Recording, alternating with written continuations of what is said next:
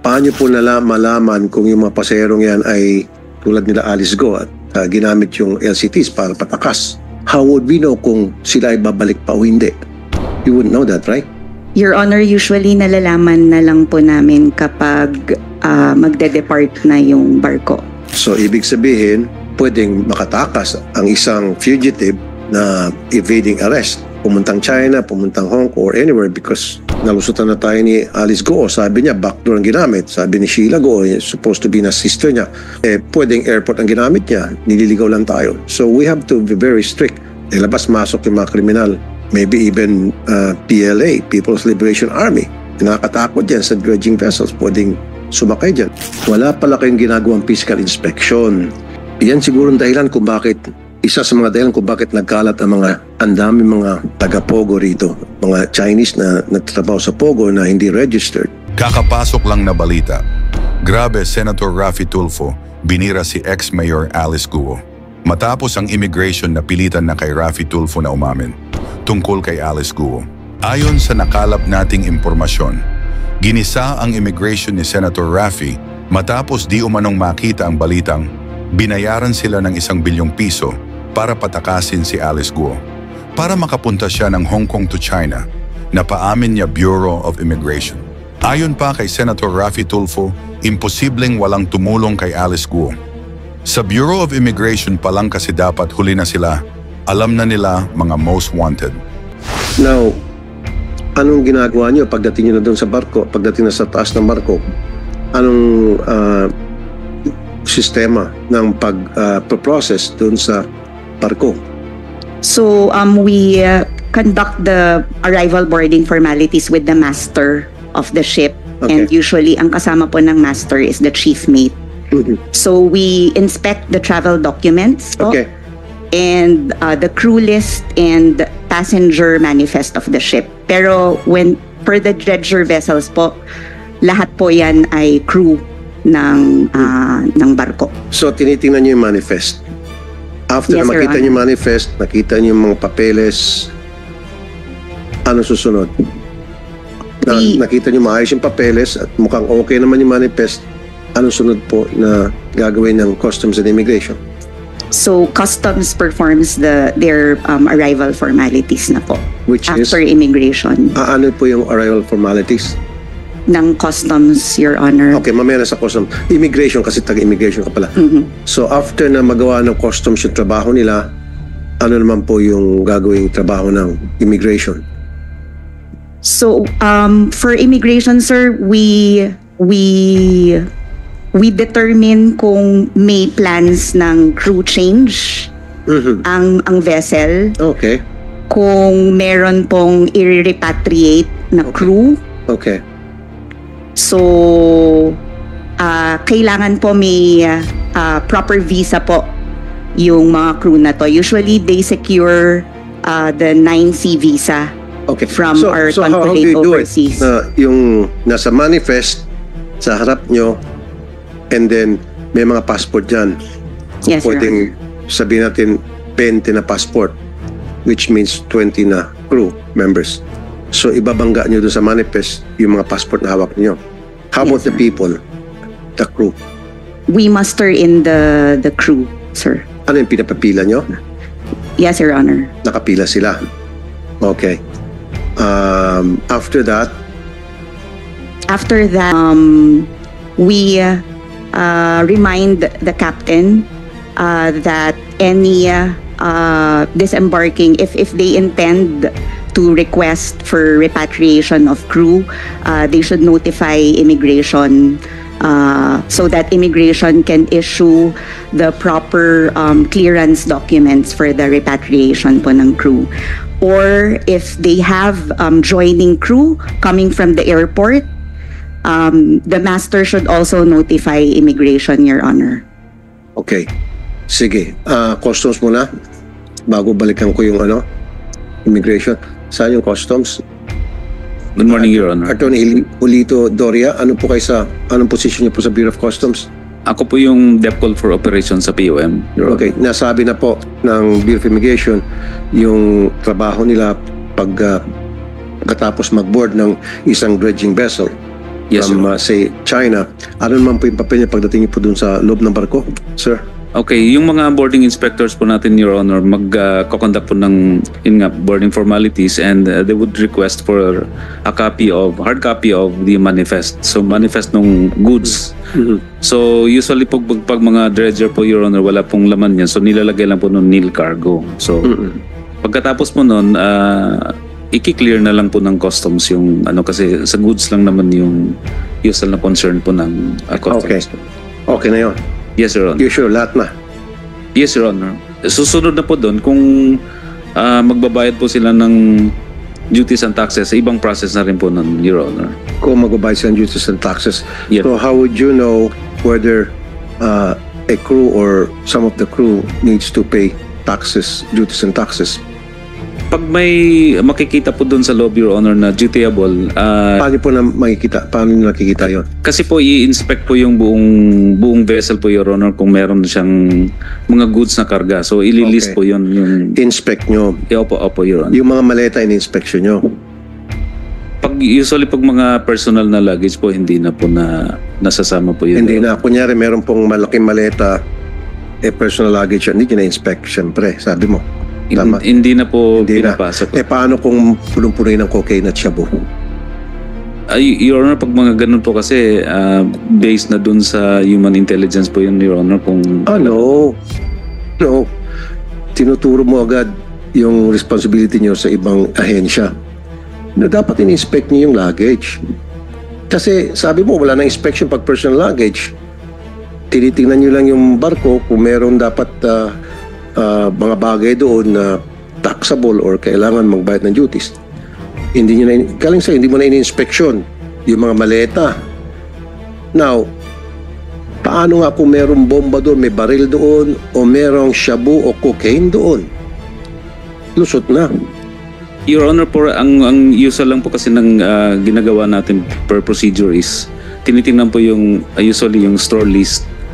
So, nakalagay po doon kung ano yung mga goods na nakalagay doon sa store list niya. I'll tell you what, Yes, Your Honor. paligoy-ligoy ka pa. From now on, inspect nyo lahat ng mga gamit ng mga crew members. Physical inspection. Parang x-ray. Di ba, pag sa airport, darating mga gamit, may dinadaan ng x-ray yun para makita kung may laman, kung ano laman ng bagahe. Do that.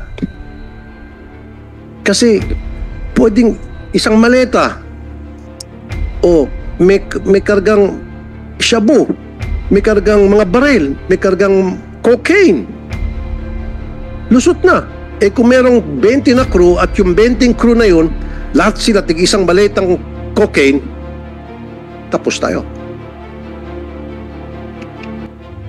Yes. From now on, kailangan inspect lahat ng personal baggage ng bawat crew member. Yes, I want you to do that. Okay? Yes, Your Honor. Nandito pa yung DOTR. DOTR, I would like you to coordinate with the Department of Justice kasi under sila sa DOJ. Coordinate with Secretary Boying Rimulya para masiguro na susundin nila itong direktiba ko. Okay. Kaya pala nagkalat itong mga cocaine shabu dito sa Pilipinas. Ayan na. Makakalusot. Kung 50 crew tapos 50 maleta, kinargahan ng cocaine, kinargahan ng shabu, o di ilang kilos din yan. Daan-daang kilo na yun. Okay, next. Immigration. So, paano nyo po na-account yung mga pasahero? Pinapapilan nyo. Tinatawag nyo sila, pila kayo dito, gano'n. Yes, Your Honor. Okay. Ano yun? Pipila sila sa harap ninyo? Saan banda doon? Usually sa master's deck. Master's May deck. deck po na ina-assign. So, ng nag-aantay ka master doon sa for master's deck, tapos sabihin yung kapitan, tawag lahat ng mga crew nyo. Tama? that. Yes, Your Honor. Nag-aantay We ka doon sa muster master's deck. in all Okay. the crew. So, darating yung isa-isa, yung crew members, tapos bibilangin nyo, susulat nyo sa papel, titingnan nyo yung mga pangalan, ibabangga nyo sa manifest and then doon sa passport. Correct, Your Honor. Pag nakita nyo na tumutugmay na sa manifest, sa passport, saka yung physical, yung visual nakita nyo, they were physically there, alis na kayo. Yes, Your Honor. Ang daming butas. So you don't do physical inspection. Paano kung may nagtago doon sa engine room? Ang dideklara lang 20 o 20 kaming crew. And then yung pala may 50 ang nagtago doon sa engine room. Lusot sila.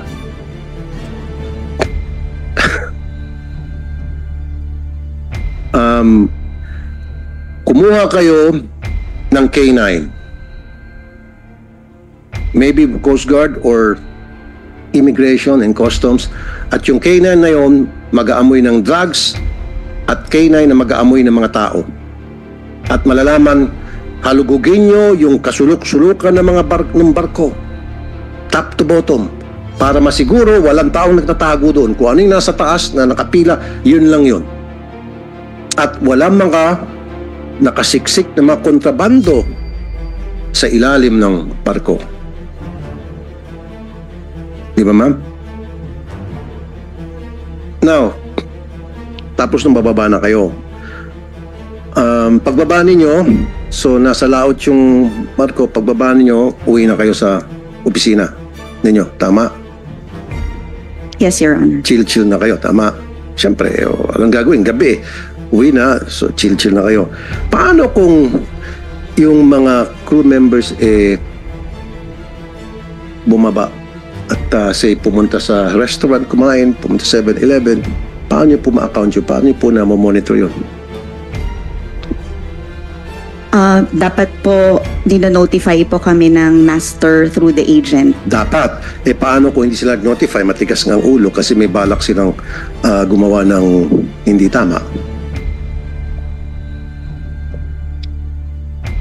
Wala po kaming presence 24/7 sa port. Exactly. Again, doon natin nakita yung vulnerability ninyo.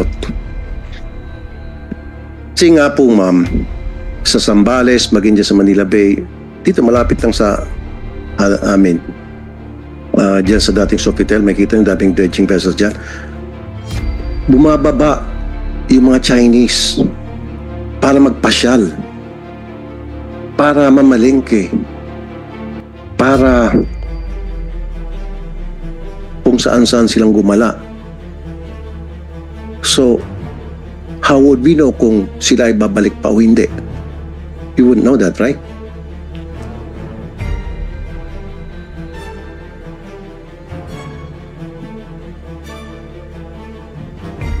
Your Honor, usually nalalaman na lang po namin kapag magde-depart na yung barko. Kasi ang minomonitor po namin is yung crew changes. Like yung number, yung dineclare nila na umakyat, yung nag-join na crew, Right. and then versus yung mga bumaba po at nag-sign off na po from their contract So, sa barko. Kaya nga, pag alis na ng barko, babalikan nyo sila. Siyempre, magpapalam sa inyo na paalis na sila. So, akyat ulit kayo, babanggay nyo dun sa records na meron kayo, hawak nyo, from the time when they arrived, and Yes. then now they're departing. So, magkakaroon ulit ng head counts. Yes, Your Honor. Doon po namin na monitor kung tama ho, kung consistent yung number of crew na record po namin sa office namin doon sa paalis na crew ng barko. Wala kayong way na para siguraduhin yung hawak nilang passport ay legit. Sila pa rin yun. Yung pagdating po sa pagtingin ng passport, we would know po if it's genuine or not. Okay. Kasi trained po yung mga immigration officers namin to do that. Very good. And we also ensure that the passport, the person in front of us is the owner of the passport. So we also have capability of Nice. determining kung impostor po ang Okay. kaharap namin. So, umakyat ulit kayo, siguro immigration na, wala na yung customs, di ba? Paalis na eh. Chinek nyo yung records na sinabit sa inyo nung dumating sila, and then ngayon paalis sila, ibabangga nyo yung nakikita nyo sa harap ninyo, yung sa manifest, ibabangga nyo yun, pati yung mga passport, and then the numbers of passengers versus the passport, kanon. After that, alis na kayo, bigyan nyo ng clearance na malis. Yes, Your Honor. So, alimbawa, 20 yung pasahero, yung crew, nung dumating, and then akyat kayo, binilang nyo, 1, 2, 3, 4, 5, 6, 7, 8, 9, 10, 20 palis, tumutugma, larga na. Yes, Your Honor. Paano kung pag-alis ng barko, hindi lang pala 20, kundi 40 na ang sakay noon? At kasama dun, at yung 20 na sakay doon ay mga kriminal sa Pogo na may mga tinatakasan na kaso rito, or any criminals for that matter. Sumampa doon, sumakay doon sa barkong yon para makatakas na. So, wala kayong capability na para malaman nyo. We conduct a derogatory checking, Your Honor. When you say derogatory checking, Per all arriving and departing crew. ano nga po yung and derogatory passengers. checking? Kung meron po silang whole departure order or alert lists coming from intelligence agencies, Your No, Honor. that's not what I meant. Ang ibig sabihin, wala pala kayong ginagawang physical inspection. Every day, Your Honor, sa barko. Hindi, yung paalis na, pag umalis na yung barko, wala kayong ginagawang inspection. We do, Your Honor. Physical inspection. Yes, Your Honor. Hinahalughog nyo yung barko? That admittedly, Your Honor, hindi po namin nagagawa. Yung paghalughog sa lahat ng parts ng barko. Exactly. Yan nga sinabi ko. Kung 20 yung crew na dumating, yun yung bilang ninyo, and then pag alis, binilang nyo 20 pa rin yung paalis, clear yung mga documents, larga na. Paano nga kung yung 20 na crew kinargahan? Or ibig sabihin, yung barko na papalis na 20 yung crew ni register nung parating, pag alis, naging 40 na kasi, pero yung 20 ay tumago na sa kasuluk-sulukan ng barko. At yun ay mga kriminal na patakas. You won't have the capability to know that. So anong plano para maayos itong problema, itong mga butas na nakita natin ngayon? How would you go about addressing it, ma'am? Your Honor, we should be able to inspect the entire ship. Probably we can ask assistance from security, also from the Philippine Coast Guard, to help us in doing this, Your Honor. So, ang daming dumarating na Chinese vessels. Isa-isang buwan, ilang Chinese vessels sa dredging ang dumarating? At ilan ang umaalis?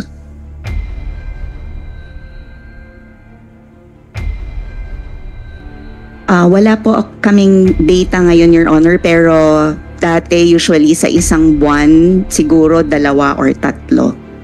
That was last year po. So, base For doon sa previous kwentuhan years. natin, at nakita natin yung butas, yung kahinaan ng sistema sa pag-inspect. Yan siguro ang dahilan kung bakit, isa sa mga dahilan kung bakit nagkalat ang mga droga dito. Isang dahilan siguro kung bakit ang dami mga taga-Pogo rito, mga Chinese na nagtatrabaho sa Pogo na hindi registered. Or yung mga Pogo na may kaso rito, gumawa ng krimen, nag-torture, nag-kidnap ng kapwa nilang Pogo worker, pwede palang tumakas doon sa barko na yun, sa mga dredging vessels na yun. So, Philippine Coast Guard, hihingi daw sila ng tulong sa inyo. So, anong klaseng tulong may bigay nyo para matakpan yung butas, dagdag ng butas yung kanilang sistema? Thank you, Mr. Chair. Doon po sa discussion about yung CIQ, meron pong isa pang component yon. Yun yung S, sir. Yun yung security. Now, yung security po, ang role ng Coast Guard is part po ng aming mandate as far as port state control is concerned. Your Honor, signatory po tayo sa SOLAS Convention. Doon po sa SOLAS Convention, meron pong ISPS Code, Your Honor. Yung ISPS Code, Your Honor, is the International Ship Security for Port and Ships Facilities. Meaning, kasama po doon yung inspection na ginagawa ng Coast Guard kung ang barko po, Your Honor, during the CIQS inspection doon sa vessel before it enters our port, bago pa po yan dumikit, chinecheck po ng Coast Guard yung mga bagay na may kinalaman po sa safety ng crew at saka ng vessel. Doon pong nagkakaroon ng konting inspection po na ginagawa ang Coast Guard. Konti. Opo. Not thorough. Iba kasi yung thorough, iba yung konti. Kasi po, Your Honor, kung gusto man namin na matagalan, ang per ora po kasi ng barko para po from yan po ay pilot area hanggang makarating sa port po para dumikit, mabilisan po talaga, Your Honor. That's international practice po talaga. Kasi po kailangan ibaba ang pasahero if it's a passenger vessel. Cargo has to be unloaded and new cargos have to be loaded. Mabilisan po talaga. Imagine nyo po, Your Honor, a 30,000 gross tonnage sa isang barko. Ang laki po ng square footage po niyan na dapat inspeksyonan. Not to mention mga spaces po niyan, cargo hold, engine room, at saka accommodation po, which is in the accommodation po ng barko. Gusto man po naming 100%, kailangan po talaga mabilisan po yan because the vessel has to dock, has to unload passenger and cargos, as I mentioned. No, I'm talking about the dredging vessel. Pag sa dredging vessel po, di smaller po ito, that we can do, Your Honor. Kasi po dito nakasama sa trabaho po ng Philippine Coast Guard is to make sure na yung vessel po, yung crew niya, that are going to stay and operate the vessel, kailangan po pumasok po sa requirement po ng manning, sa training po, including So kasama kayo sa pagsampa. So CIQS. Yes po, yes sir. Yes po, Your Honor. Part po yan ng port state control function ng Coast Guard. So ini-inspect nyo, inahalugog nyo. Yes po, Your Honor. Somewhat because inspection in a sense that is the vessel's equipment as far as prevention ng pollution, Your Honor, firefighting, pagdating po sa load line, ballast water po ito. These are international. Opo. Hindi ako interested sa mga kagamitan. Yes, sorry po, Your Honor. Mga equipment. Yes po. I'm interested doon sa mga tao. Doon sa tao as far as their proficiency to operate the equipment. Kung ang nakalagay sa crew manifest niya po. Kasi ang pinag-usapan natin, di ba ko naintindihan sa human trafficking issue na ito. So, hindi nyo po sinabi ng immigration, sinabi na po ng customs. So, kaya nga pinasa ng immigration yung security issue sa inyo. So, wala talaga kayong ginagawang pag-i-inspect o hinahalugog yung buong vessel, ng dredging vessel, para masiguro na walang tatago dun sa mga engine at lahat ay nasa deck at nakapila para to be accounted for. Admittedly, Your Honor, wala pong ganong thorough inspection po. But ang tanong po, how can we help? Your Honor, meron po kaming K9. We'll be willing to assist the customs pagdating po sa search po ng vessel po kung may drugs po yan, because dalawang klase po, explosives or drugs. So yun po, we will provide. We have personnel that can assist po sa immigration, custom, and of course other agencies. Kung kulang po sila sa tao, we are willing to be deputized, meaning i-train how we can inspect po yung documents po as far as passports concerned. Kung sakali pong kulang sa tao or marami ang barko, including dredging vessel po, not only in Manila but also in Mindanao. Your Honor, yun po ang siguro ang magandang tulong ng Coast Guard po, not only to the Department of Transportation but to other agencies as well. Thank you. Meron ba kayong mga K9? Marami po ang Coast Guard. Surprisingly po, mas marami pa po yata kami sa PNP sa K9 because ang isang trabaho po ng Coast Guard is ensure the safety of every vessels that are docked in our country. So doon po tayo. So gamitin niyo yun pag kayo sumasampa sa mga dredging vessel na galing sa China. We will submit to your wisdom, Your Honor. Isasama po namin yan sa procedure po namin as we speak, Your Honor. Yung drugs, ammunition, and of course, yung mga tao, Correct, maamoy na may taong nagtatago dyan, so pwedeng palabasin, pwedeng inspection, and pwedeng kapupan. So you'll do that now.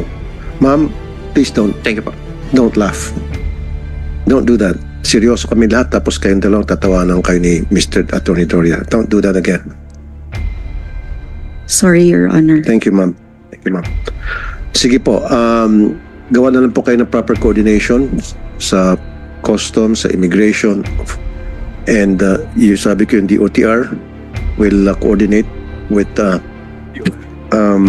DOJ para masiguro na masunod yung pinag-usapan natin dito. Yes, Your Honor. Pero clarification po. Go ahead po. Will this be DOJ? Kasi ang Bureau of Customs reports to DOF while BID is DOJ. Yeah. Okay. So DOJ and DOF. Thank you. Thank you for that correction. Sige, DOF and DOJ, yung mga secretary doon. So proper coordination. Anyway, yung Coast Guard naman under sa DOTR. Okay. Sige. Now,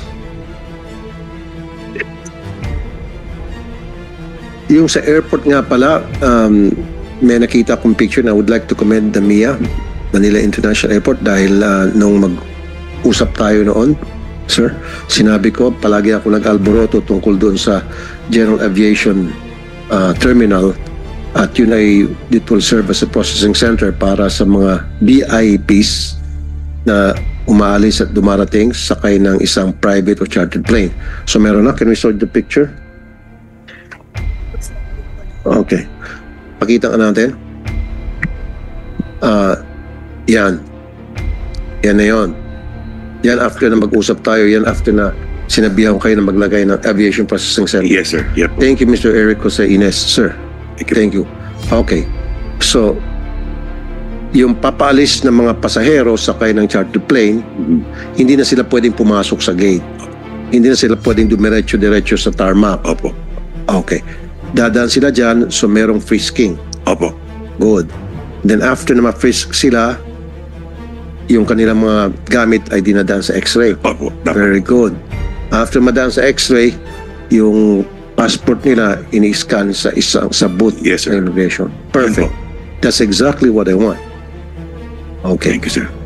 And kailan po nangyari yan? Mula po nung inutos po niyo yan, ginawa po namin. August 1 po tayo nung binili niyo sa amin.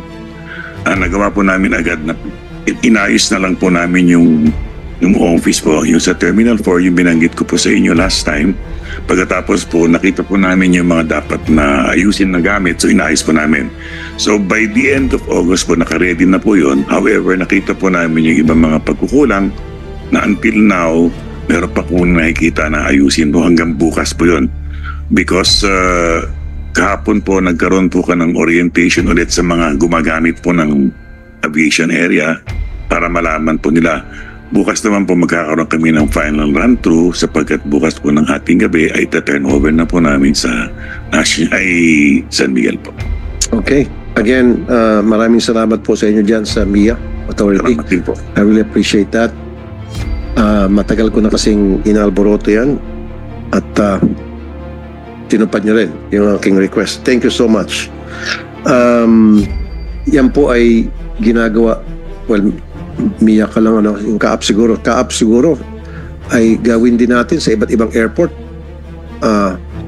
Saan Kaap? Kaap? Is Kaap here? Sir? Yes, sir. General Banayat, sir. I'm the Chief Security Intelligence Service. Okay. Mabuti sa mga NAIA airports natin, meron na. Okay. Paano po sa mga probinsya? Meron na rin ba? Processing Center? Aviation, General Aviation Terminal? Nung dinirect niyo po ang to have it implemented vigorously, and we immediately directed our airport security managers to see to it that the policies and the SOPs that we have actually established should be strictly implemented. Okay. Strictly implemented. Define strictly implemented in your dictionary, sir.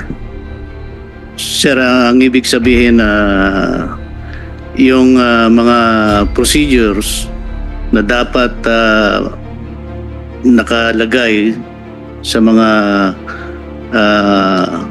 halimbawa sa mga access areas. Sorry sir, nagagawa. nahirapan po kayo, General. Paiksin ko na lang. Meron ba kayong general aviation terminal tulad ng ginawa ng MIA dito sa mga NAIA airport natin? Wala po tayong GenAb areas. So walang processing center para doon sa mga pasahero ng mga chartered Doon po flights pa rin palabas po. ng bansa? Doon po pa rin po sa passenger terminal ang processing. Pinoprocess. Doon po dumadaan ang mga pasahero. So kapag merong chartered flight sa Cebu and then lilipad kung saan man bansa, ipoprocess sa regular terminal sa Cebu International Airport? I don't think so. Sir, I have with me the air traffic service chief. Sige po, pwede There mo. is a process that we na-establish dyan. For clarity, may I request Sige po. our ATS chief to explain it. Sige po. Thank you. Sana po yung ATS chief po ninyo. Miss Marlene Singson, Your Honor. Ma'am, magandang umaga po, ma'am. Magandang umaga po, Your Honor. Marlene Singson from Air Traffic Service. Actually, sir, if you remember yung sa MIA pong incident before, na Chinese din sila, immediately after that, we strengthened our process doon sa processing ng flight plan. Naglagay po tayo ng layers of security. Kaya po yung mga flight plans na pinaprocess namin, we make sure na naka-attach na po yung sa PNP clearance, particularly PNP ABSEU. We also have the clearance from CIQ, sir. And nandun na rin po yung process ng boarding. As to yung usage of the terminal, hindi po siya, sir, nakahiwalay sa commercial, sa CAAP-operated airports po na may mga GenAb. Hindi naman po sila din ganun kadami. Meron pong process na ang nag-i-implement are the airport managers together with the airport security and the CSIS group ng CAAP, sir, sa mga CAAP-operated airports. May designated area po where they process the general aviation passengers. Doon mismo po sa passenger terminal. Ang naging directive po kasi ni Captain Tamayo, our Director General, is to allocate a certain portion of the terminal building in processing GenAb passengers. So yun po siya mismo, sir. Nakapasok lang po siya doon. Is this implemented, ma'am? Ano to, sir, although in ano po siya, sir, in tranches, yun pong hindi siya agad-agad ng salahatan. Some airports ready for that, in-implement na po siya kaagad. Like for example, So how many airports do we have? We actually have 80 plus, sir. So ilan po ang international doon? Ang international naman, sir, ay operated by other GOCCs kasi. So that's not part of ano po. Like Clark, Mactan, meron po silang sarili nilang process. Pero yun po yung directive for these airports to provide facilitation for GenAb So passengers. pag yung mga Clark, tapos Subic, hindi nyo nahawak yun?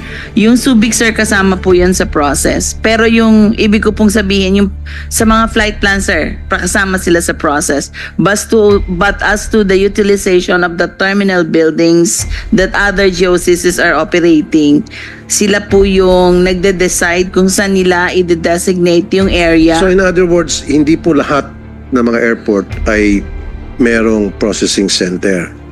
Tulad na nabanggit nyo sa Cebu, sabi nyo, meron.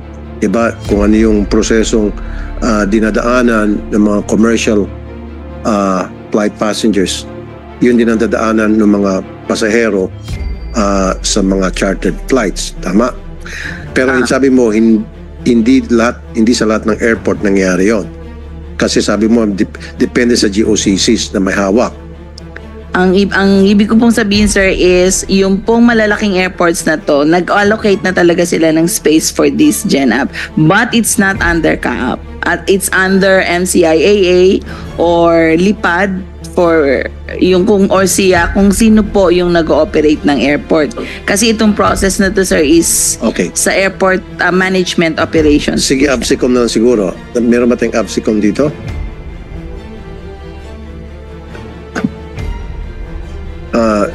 Good morning, Your Honor, sir. General Brahano, sir, of PNP ABSI Group, sir. General, so I understand na yung ABSICOM ay present sa lahat ng mga airport regardless kung GOCC management ang nakatoka doon o hindi. Meron talaga ABSICOM pag airport pinag-usapan natin, tama? Yes, Your Honor.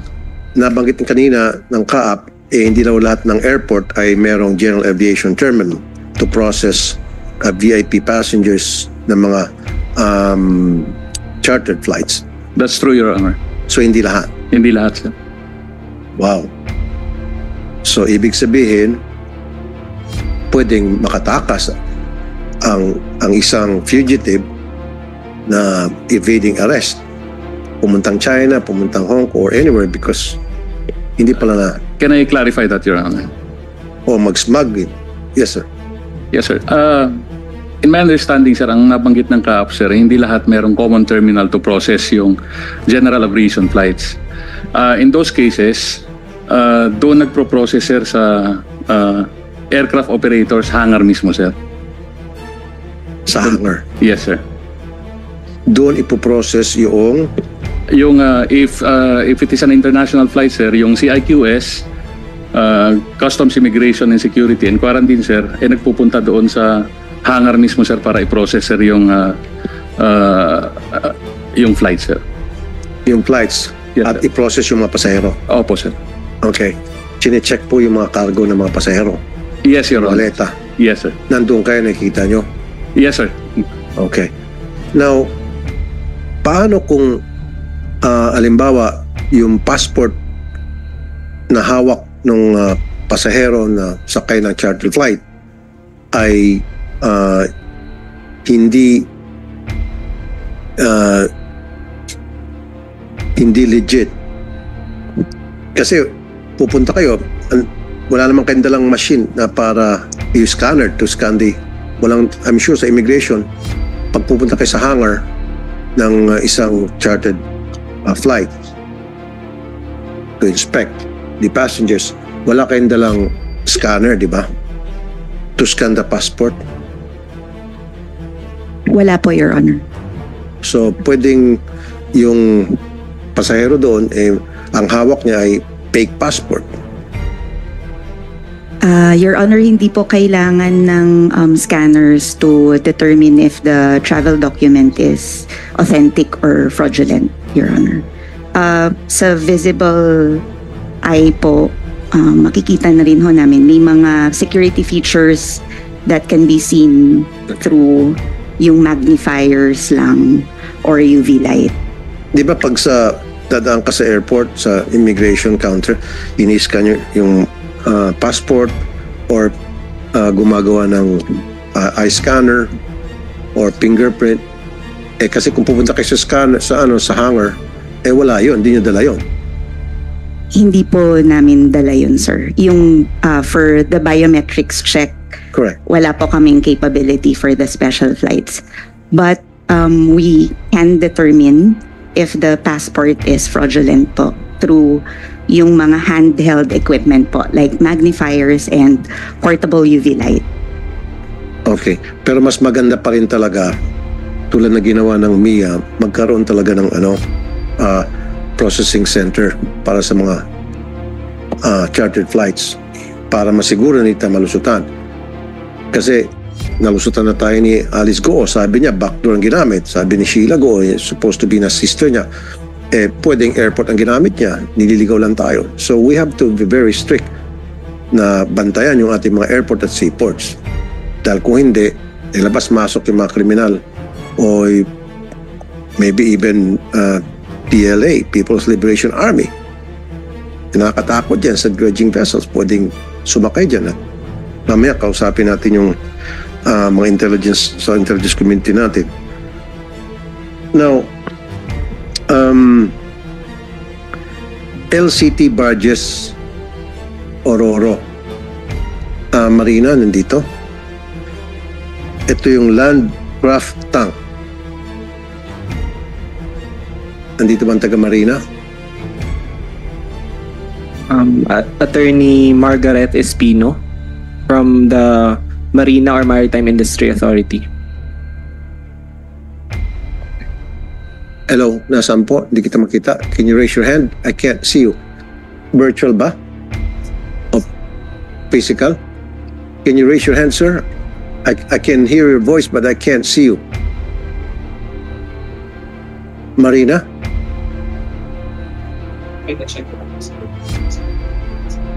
Okay. Department of Tourism, while we're waiting for the Marina. We have Assistant Secretary Judilyn Kiat-Chon. Okay. Department of Tourism, ASEC Kiat-Chon. Ma'am, marami akong nababalitaan na yung mga foreign nationals mag-apply sila bilang investors, I mean as retirement visa, anong tawag noon? Meron tawag doon eh. SRRB po. SRRB. Paano po na-process yung SRRB? How is it being processed? Your Honor, currently Ano yung sabihin ng SRRB, ma'am? Special Retirement Resident Visa. Special Retirement Resident Visa. Anong requirements po noon? I'm sorry, Your Honor, I'm not the proper person to really explain this. We have an attached agency, the PRA, the Philippine Retirement Authority, which can properly present this. Is that, but PRA is under... Is an attached agency. It has a general manager as well, and my current capacity is really for regional monitoring services. Okay. I cannot properly explain it. But do we have COMSEC, a member of the SRA? Today, PRA, excuse me, PRA? Today, I'm joined by our TIAZA group, not with PRA. We were not informed that PRA is supposed to be here to tackle such concern. Kasi may butas po dyan, maabuso po yan, ma'am eh. Mag-apply sila retirement visa kuno. And then, pagdating dito, hindi naman talaga yun ang purpose. Kundi ay para magnegosyo o pumasok sa Pogo at mag-money launder, etc. So, gusto ko lang sana malaman yung proseso, screening process, yung pagbebet doon sa mga applicants. So, hindi mo masasagot yan, okay lang. We can submit to the committee the procedures of PRA, Your Honor. Sige, ma'am. Sige, sa next hearing. Salamat po. Thank you, Your Honor. Kiat-Chon. Marina, Attorney Margaret Espino, Maritime Industry Authority, ma'am. Good morning po. Alam niyo po itong LCT? Landing Craft Tank? Yung LCT barges po, sir? Barges, yes, ma'am. Yes po. Okay. Itong LCT supposed to be cargo vessels to. Yes, talaga. Eh bakit niyo pinayagan itong 2023, last year, na sila ay papasok ng mga pasahero? Merong Marina Circular Number 2009-23. These are supposedly vessels na designed for transporting cargos like truck, bus. Ngayon pinapayagan nyo na mag-transport ng mga pasahero. Sir, hindi po talaga sila, based po kasi dun sa built ng LCT barges, they are not designed to be passenger cargos. That's what we have been discussing po, kasi they cannot really be converted because of their initial build. That's yung safety features din po, kasi they basically don't have safety features fit for human transportation. But there are some, sir, that do convert their LCT barges into passenger cargoes because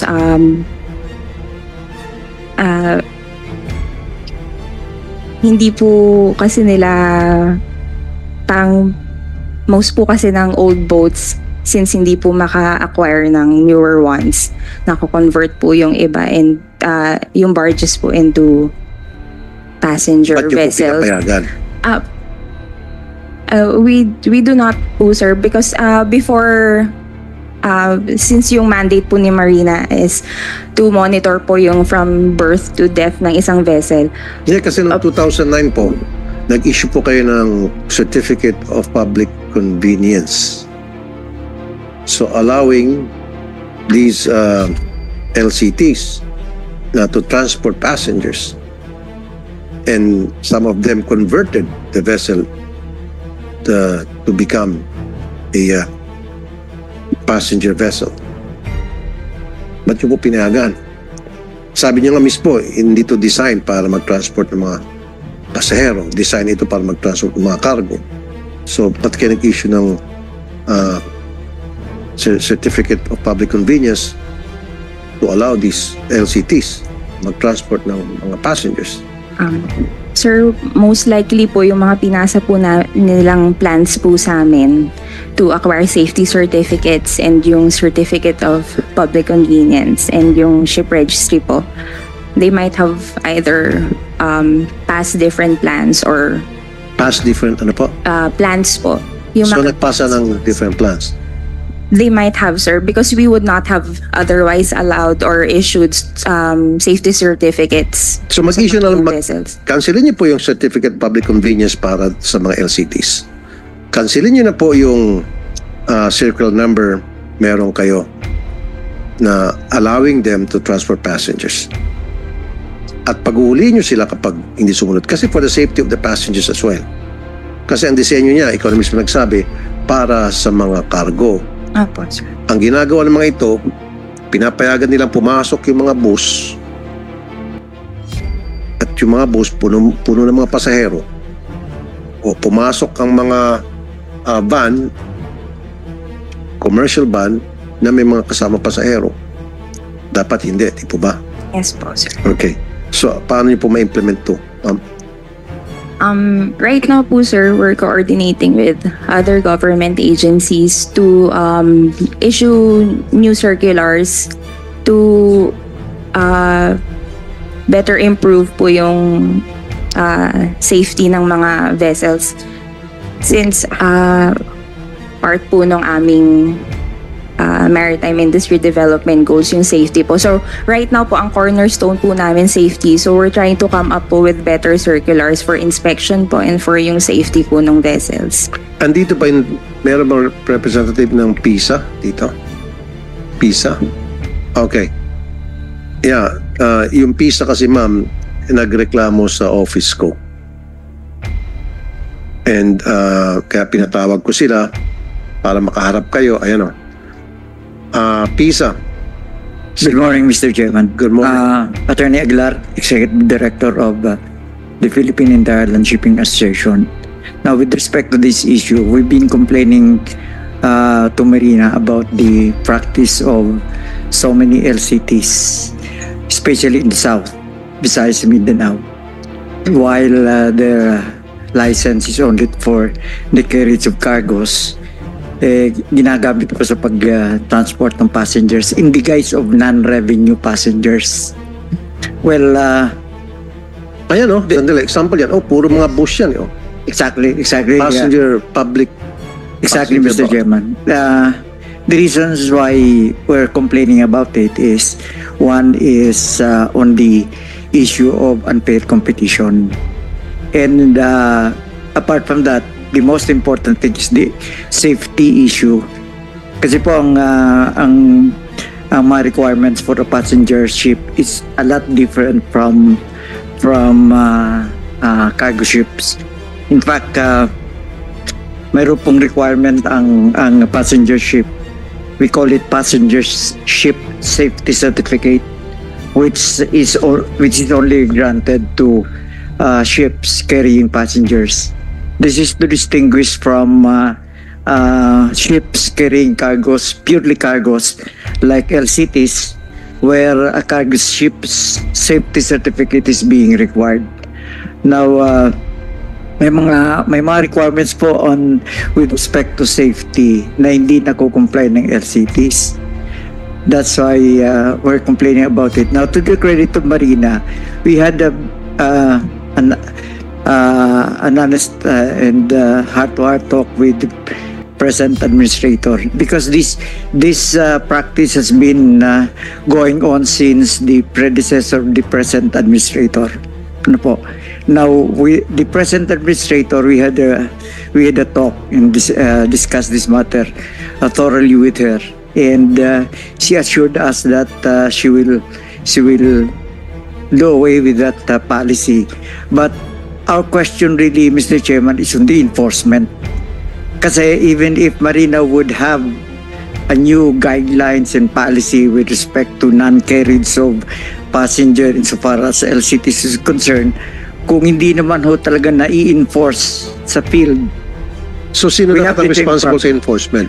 Well, it's Philippine Coast Guard. Philippine Coast Guard? It's Philippine Coast Guard. Marina, is it true? Silang enforcement arm ninyo? Para ma-implement yung polisiya na itong mga LCT hindi dapat nagsasakay ng mga pasahero. Sir, Mr. Chairman, if I may add, Marina has an inherent power to randomly check all ships in the Philippines. But in case of enforcement, it's more on the Coast Guard side. We know the constraints of Marina. Kulang naman sila sa tao.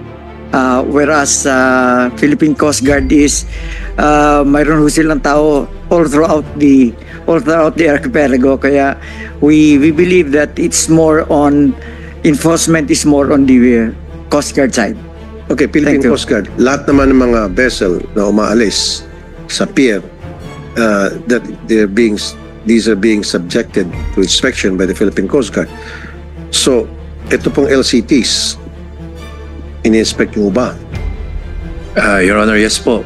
Under our mandate, Republic Act 9993, all merchant vessels are subject to inspection to ensure safety and security of the vessel. Tama po yan, including the LCT. But then again, Your Honor, if the vessel's papers, documents, CPC included, issued by duly authorized agency states that the vessel is such, then the Coast Guard is duty bound to inspect.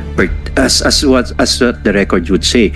If the records of the boat, including LCT, case in point, the one that you have shown earlier, says it's a passenger or RoRo or a cargo passenger. Normally that's the case, Your Honor. Passenger and cargo po. So RoRo included. So our hands are tied kasi yun lang po ang nasa papel niya. Chinecheck lang po namin as far as load lines concerned. Hindi overloaded.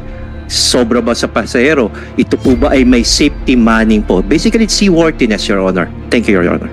Thank you, Captain Tanseco. So, ma'am, ginagawa naman pala ng Coast Guard yung trabaho, kaya lang tali yung kamay nila dahil umaso sila doon sa polisiya ninyo. So, ang polisiya ninyong bago is pinapayagan nyo itong mga LCTs na mag-transport ng mga pasahero na hindi dapat. So maybe you issue a memorandum sa Coast Guard stating na from now on, hindi na papayagan ang mga LCTs na mag-transport ng mga pasahero. Can you do that? Yes, sir. Kailan po natin maasahan yan? By Monday, meron na po tayong memo. Ito pala sa Department of Maritime, si Yusek Elmer Francisco. Yes, Mr. Chair. Meron na pong mandato ang DOTR sa Marina to review yung polisiya na ito. Dahil po sa complaint din po ng PISA nakarating kay Secretary at napagsabihan po namin ang Marina to review so that we can discuss this during the board meeting. Ang board meeting po namin in 2 weeks. Kaya ito, baka po mapag-uusapan na po ito. Maraming salamat po.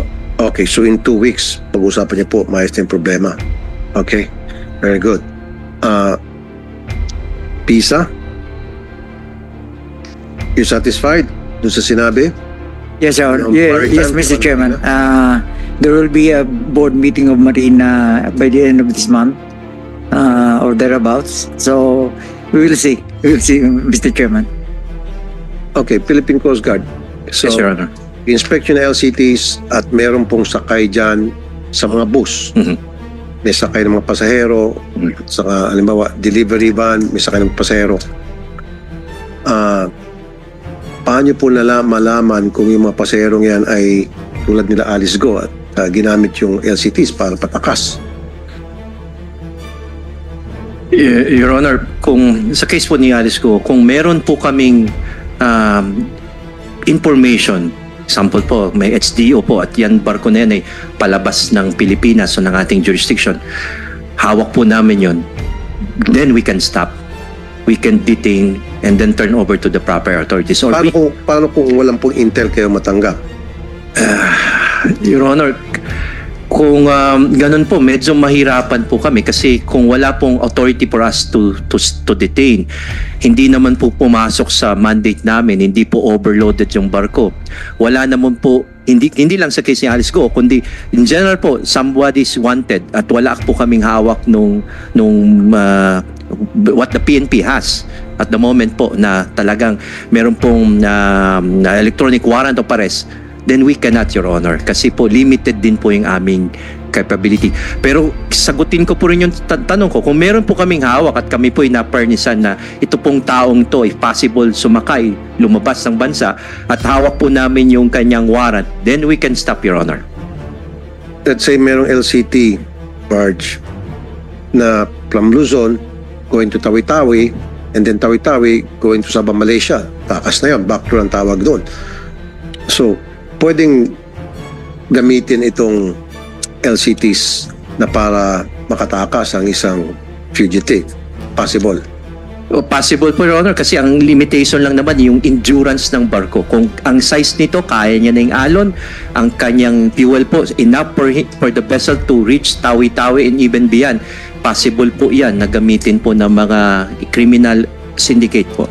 Kasi sa commercial vessels, may manifesto, di ba?